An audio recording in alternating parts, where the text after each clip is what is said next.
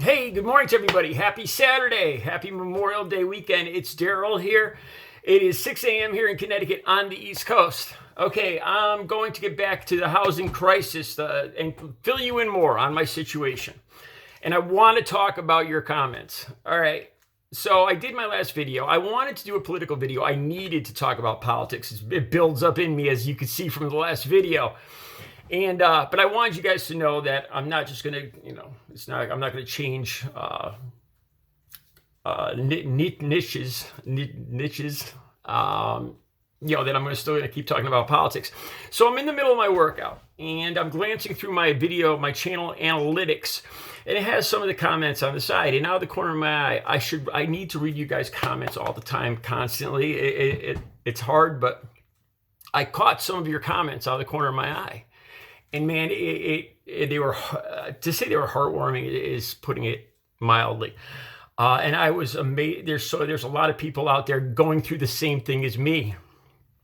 Other people's suffering does not make me feel better, but it makes me feel less alone.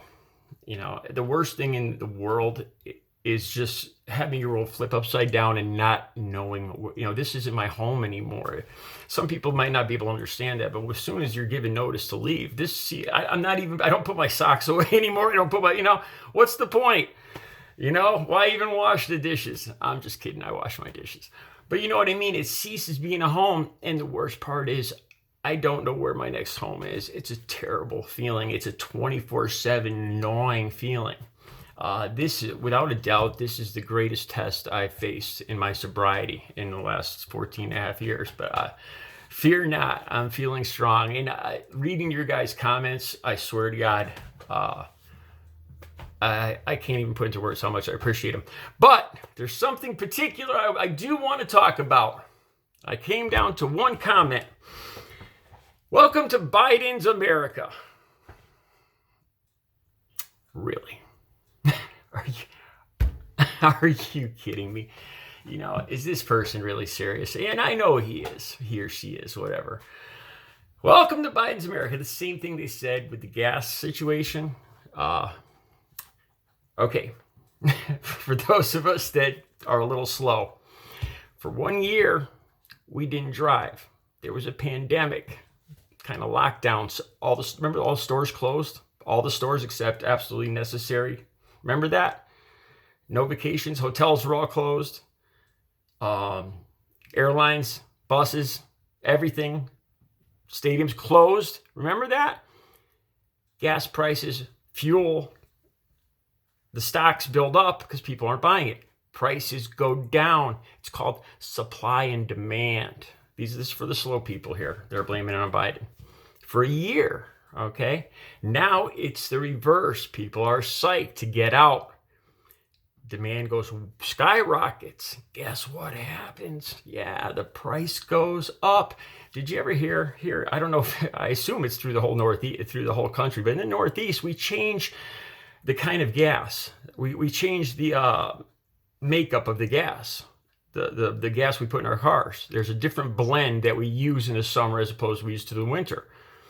And the gas prices, I honestly don't know if it's all the same across the country, but the prices always go up around Memorial Day. This is another part of it. So we have these continuing Trumpsters trying to, welcome to Biden's America. All right, now let's talk about the housing thing. Okay, this commenter, I got enough on my plate right now, and I come across a comment that says this is all Joe Biden's fault. That I can't find an apartment. Really? All right. Lumber prices are up, right? The reason during this pandemic we work from home, right? We all know that, right? And now I think corporations, companies, businesses, I can't believe it's like I'm explaining this to a kindergartner, but it's a Trump or so. You worked at home, right? And now we see that working at home is viable. My ex-girlfriend is now able to move across the country, move to Florida from here and work for the same company in the town next door. You can move to wherever you want and work for the same company. So this is a huge paradigm shift, I think it's called, and a whole shift in the whole thing. People moving out of cities, the shortage of lumber. Let's see, does Joe Biden have anything to do with that, except probably trying to work towards making it better? No. I can't believe I have to sit here and explain this. That comment just blew my mind. Welcome to Biden's America. Thanks, dude. Next time for that one guy that left that comment, next time, zip it, man.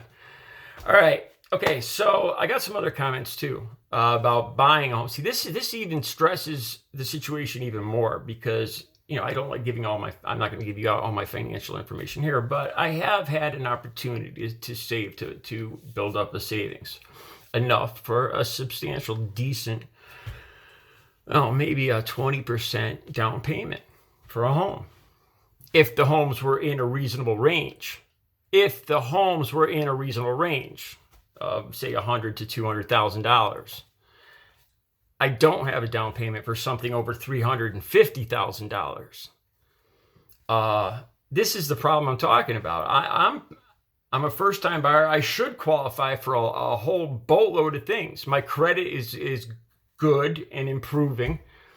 I have a substantial down payment. I'm a first-time buyer. And there isn't squat out there for me.